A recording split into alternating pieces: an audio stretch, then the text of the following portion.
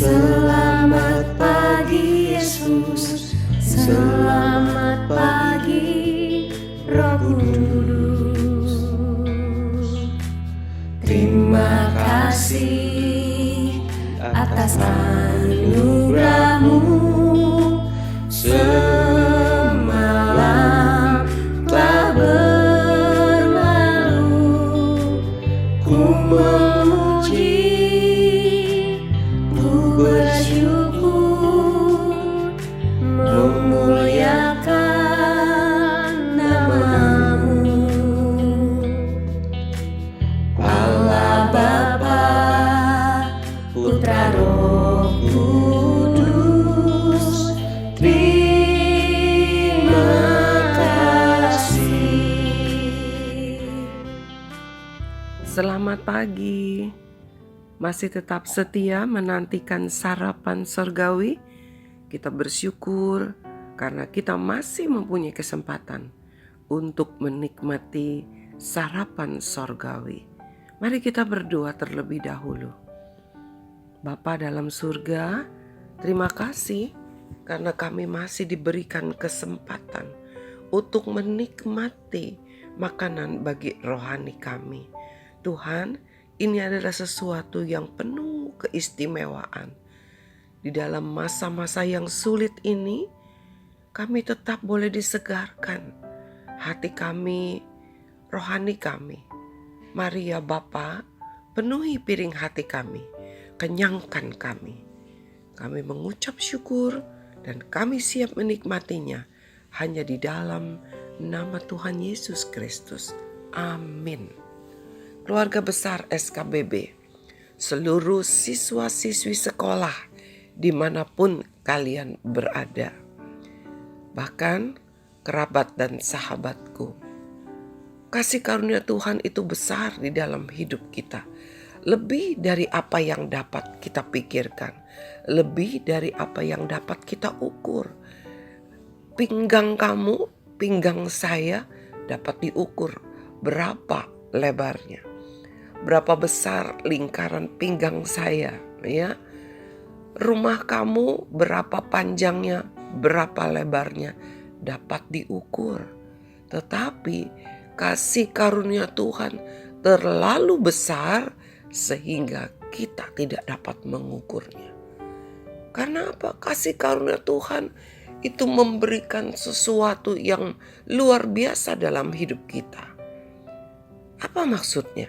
Mari kita akan lebih dalam lagi menyelidiki artinya.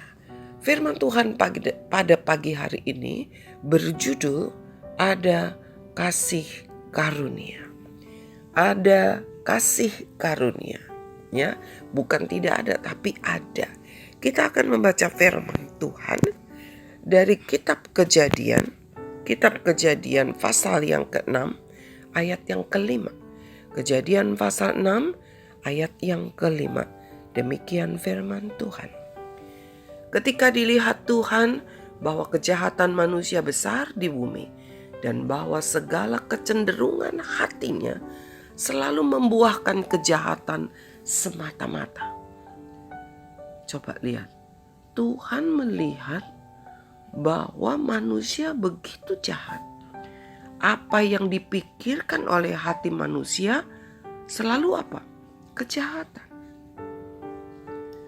Jadi hatinya sudah begitu penuh dengan kejahatan.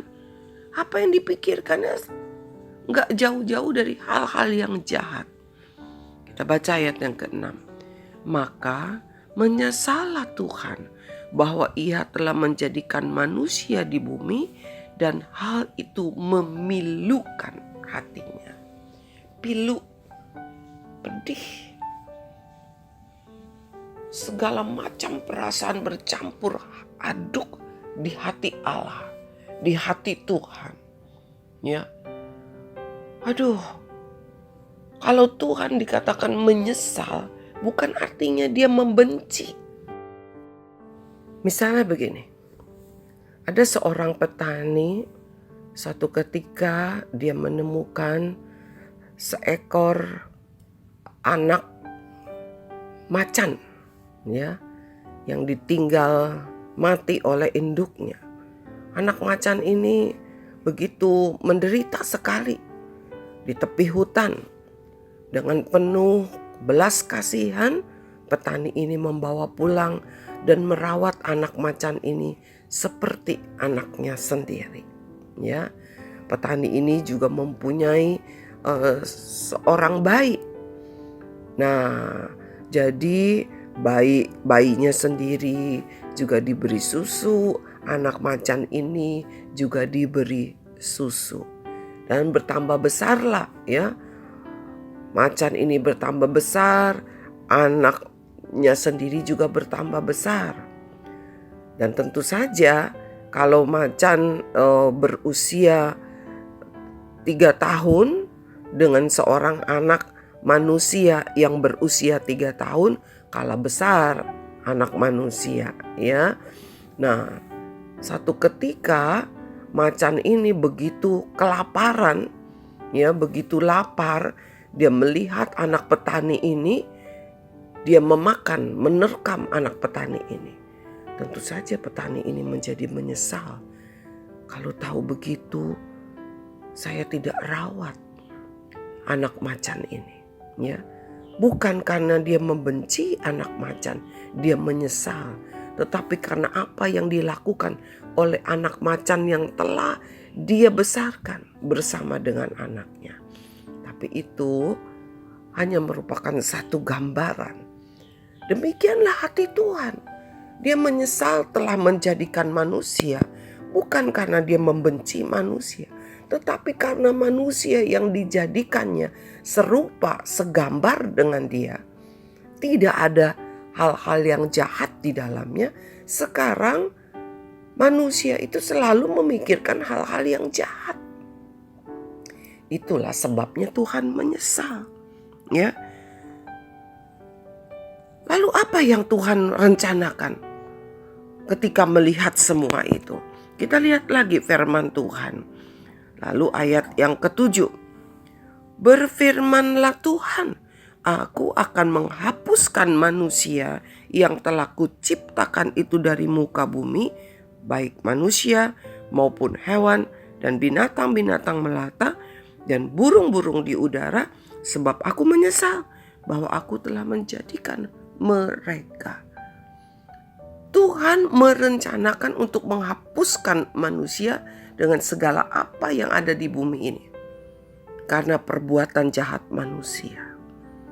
Ya, Tuhan menyesal. Ada penghukuman, Tuhan menghukum.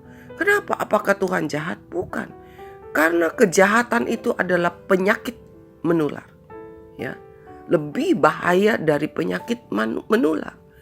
Kejahatan itu merupakan sesuatu yang lebih berbahaya dari penyakit menular. Sebab itulah harus dibasmi. Sama ketika saat ini kita mengalami pandemi, pemerintah terpaksa mengambil satu keputusan di mana sekolah harus ditutup sekian lama. Kamu harus bersekolah dari rumah. Ya, kantor-kantor, mal-mal harus ditutup. Terbatas sekali. Bukankah kita pernah mengalami beberapa bulan yang lalu hanya bank yang boleh buka, rumah sakit yang boleh buka, kantor-kantor yang lain harus tutup, begitu seperti itu.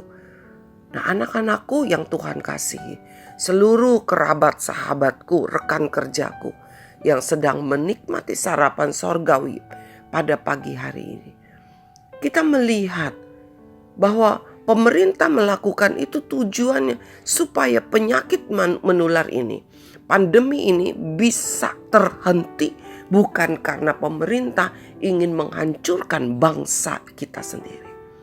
Demikian juga Tuhan. Dia ingin menghapus manusia supaya kejahatan tidak bertambah-tambah. Bukan karena membenci manusia. Tetapi kita lihat masih ada tetapi. Kita membaca ayat yang berikutnya, ayat yang ke-8. Tetapi Nuh mendapat kasih karunia di mata Tuhan. Tetap ada kasih karunia. Meskipun di tengah-tengah penyesalan, di tengah-tengah rencana penghukuman, tetap ada kasih karunia. Demikianlah Tuhan kepada setiap kita. Ya, ada kasih karunia-Nya tetap di dalam hidup kita, meskipun terlalu banyak kejahatan di dalam hidup ini. Sebab itu jangan pernah menyia-nyiakan kasih karunia Tuhan di dalam hidup kita. Karena kasih karunia Tuhan itu lebih dari segala-galanya, tidak pernah dapat diukur. Kalau kalian dan saya memikirkan berapa banyak kejahatan, berapa banyak dosa yang pernah kita lakukan, rasa-rasanya kita tidak layak untuk mendapatkan kasih karunia Tuhan. Tetapi pagi hari ini Tuhan berkata, masih ada kasih karunia buat kita. Jangan pernah sia-siakan.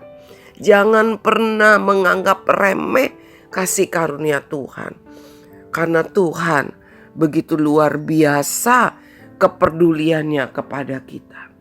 Ya, ada kasihnya. Ya, ada rencana kasihnya selalu di dalam hidup kita. Mari berhenti berbuat jahat. Ya, berhenti merencanakan hal-hal yang jahat. Bertobat, lakukanlah yang baik. Meskipun seringkali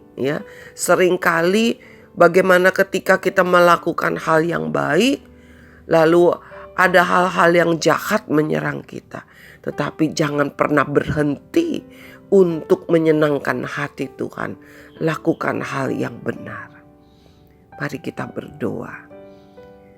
Bapa dalam surga, terima kasih karena kasih karunia-Mu tidak pernah berhenti untuk setiap kami. Meskipun banyak hal yang membuat hati kami menjadi pedih, hati kami menjadi lemah, sehingga kami ingin melakukan hal-hal yang mendukakan hati Tuhan. Tetapi kasih karunia Tuhan terus mengalir. Kuatkan kami ya Bapa, supaya kami tidak menyia-nyiakan kasih karunia-Mu. Tuhan Yesus, tolong kami di tengah-tengah pandemi ini, di tengah-tengah kesulitan hidup kami. Biarlah kami selalu ingat ada kasih karunia Tuhan di dalam hidup kami. Ada kasih karunia-Mu yang tidak pernah putus-putusnya mengalir di dalam hidup kami ini.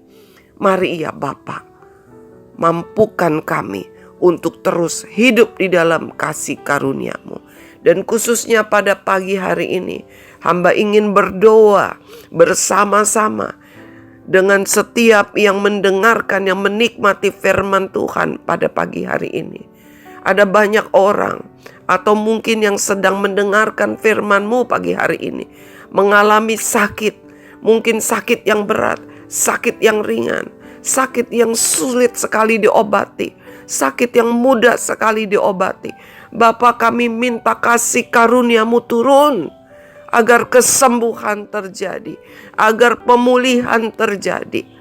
Mari ya Tuhan, luka-luka yang ada di dalam hidup kami, luka-luka yang ada di dalam tubuh kami, biarlah kasih karunia-Mu, kuasa darah-Mu mengalir, menyembuhkan semua itu, memperbaiki jaringan-jaringan hati kami yang luka, memperbaiki jaringan-jaringan bagian tubuh kami yang luka, disembuhkan di dalam nama Tuhan Yesus. Terima kasih ya Tuhan, terima kasih Yesus, Engkau terlalu ajaib, kasih karunia-Mu terlalu luar biasa. Terima kasih Bapa. Di dalam nama Tuhan Yesus kami berdoa dan mengucap syukur. Amin. Anak-anakku yang Tuhan kasihi, seluruh rekan-rekan kerjaku, para kerabat dan sahabatku, ingat di dalam hidup kita ada kasih karunia-Nya. Jangan keluar dari kasih karunia dengan melakukan hal-hal yang mendukakan hati Tuhan. Tetapi tetaplah hidup menyenangkan hati Tuhan. Dan bagi engkau yang sedang mengalami sakit, ingat ada kasih karunia Tuhan. berdoa, berharap kepadanya. Tuhan pasti mau menyembuhkanmu.